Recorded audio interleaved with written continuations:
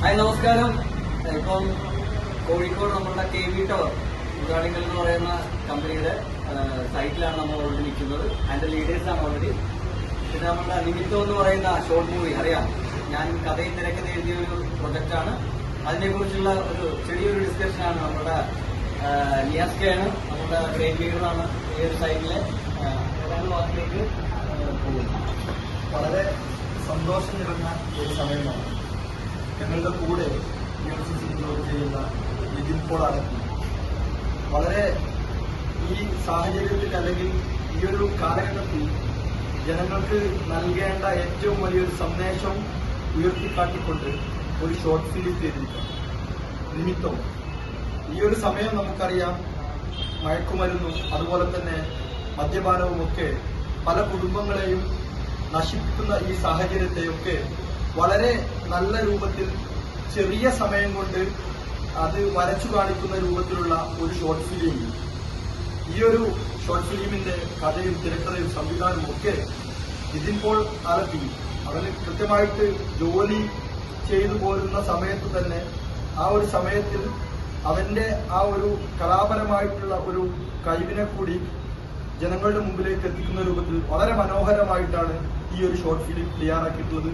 ഇതിപ്പോൾ ആലപ്പിക്ക് എല്ലാവിധ അഭിനന്ദനങ്ങളും നേരുന്നു. Okay,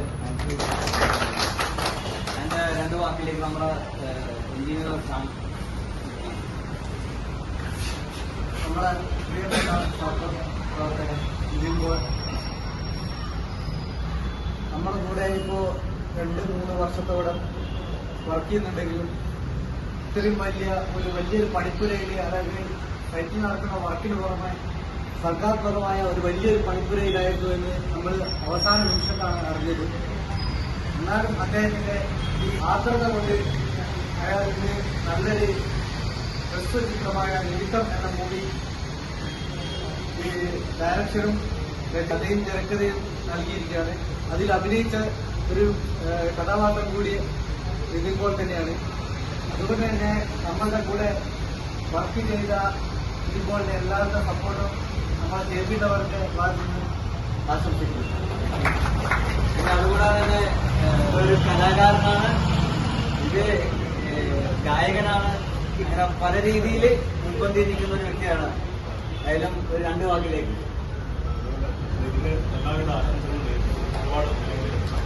thank you so much. പിന്നെ എനിക്ക് പറയാനുള്ളത് വേറൊന്നുമല്ല, ഒരു ചെറിയ കലാകാരനാണെങ്കിൽ പോലും ഇതേപോലെയുള്ള, അതായത് ഊരാളികൾ എന്ന് പറയുമ്പോൾ നമുക്കറിയാം ഒരു ബിഗ് കമ്പനിയാണ്. ആ ഒരു കമ്പനിയിൽ ഇതേപോലെ സപ്പോർട്ട് ചെയ്യുന്ന പറഞ്ഞത് എനിക്ക് ചിന്തിക്കാൻ പോലും പറ്റത്തില്ല. Thanks God. എന്തായാലും ഇങ്ങനെ സപ്പോർട്ട് ചെയ്യാനായിട്ട് നിയാസ്ക അതിന് മുമ്പന്തിൽ നിന്ന് എനിക്ക് വേണ്ടിയിട്ട് ഒത്തിരി കാര്യങ്ങൾ സപ്പോർട്ട് ചെയ്യുന്നുണ്ട്. അതുപോലെ തന്നെ ലീഡേഴ്സും മറ്റുള്ള സൈറ്റുകളിൽ എന്നെ ഹെൽപ്പ് ചെയ്യേണ്ടി വന്നു. ഇപ്പൊ എല്ലാവരും ഞാൻ ഈ ഒരു സമയത്ത് ഓർക്കുകയാണ്. അതുകൂടാതെ തന്നെ സുരേട്ടന് ഈ സമയത്ത് സ്നേഹത്തോടെ ഓർക്കുന്നു. എന്നുവെച്ചാല് ചെയർമാനാണ്, അപ്പം എന്നെ ഒത്തിരി സപ്പോർട്ട് ചെയ്തിട്ടുണ്ട്. അപ്പൊ എല്ലാവരെയും ഈ ഒരു സ്നേഹത്തോടെ ഓർക്കുന്നു.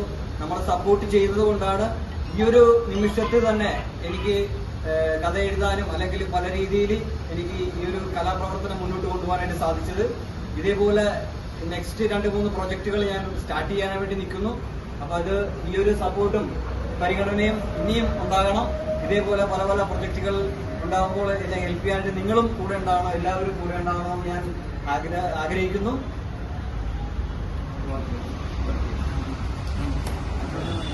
Okay, thank you so much. എല്ലാവർക്കും അഡ്വാൻസ് ഹാപ്പി ഓണം.